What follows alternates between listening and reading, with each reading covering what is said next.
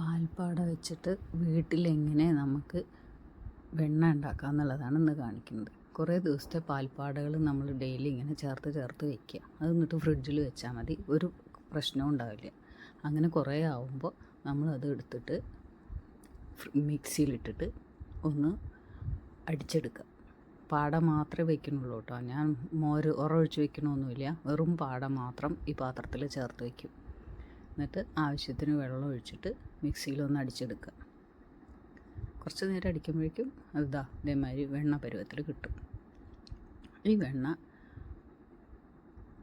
നമ്മൾ കൈ കൊണ്ട് അങ്ങനെ എടുത്തിട്ട് ഒരു പാത്രത്തിൽ വെള്ളത്തിലിട്ട് വയ്ക്കുക. എന്നിട്ടത് ഒരു 4-5 പ്രാവശ്യം കഴുകണം. എന്നാലേ ഈ പാലിൻ്റെയോ മോരിൻ്റെയൊക്കെ അംശം നല്ല വൃത്തിയിൽ പോവുള്ളൂ. എന്നാലേ അത് നമ്മൾ കാച്ചിയെടുക്കുമ്പോൾ ശരിയാവുള്ളൂ.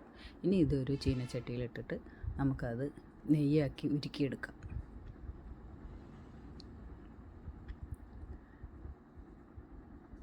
നല്ലോണം വൃത്തിയാക്കിയിട്ട് കഴുകിയെടുക്കണം വെണ്ണ.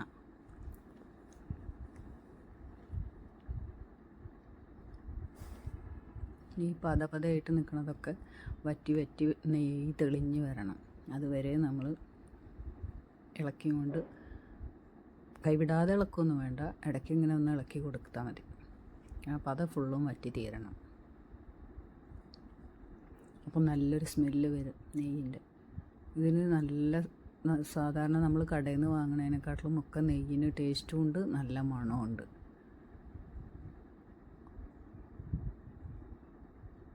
ഇങ്ങനെ ഉണ്ടാക്കി എടുക്കുകയാണെന്ന് വെച്ചാൽ നമുക്ക് വീട്ടിൽ ആവശ്യത്തിനുള്ള നെയ്യ് ഇങ്ങനെ നമുക്ക് കിട്ടും.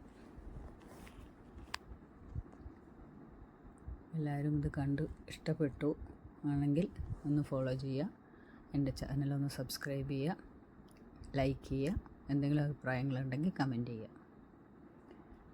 ഇതൊക്കെ എല്ലാവർക്കും അറിയണുണ്ടാവും, എന്നാലും അറിയാത്തവർക്ക് വേണ്ടി പറഞ്ഞു തരികയാണ്. അപ്പോൾ ഇത്രയേ ഉള്ളൂ. Thank you.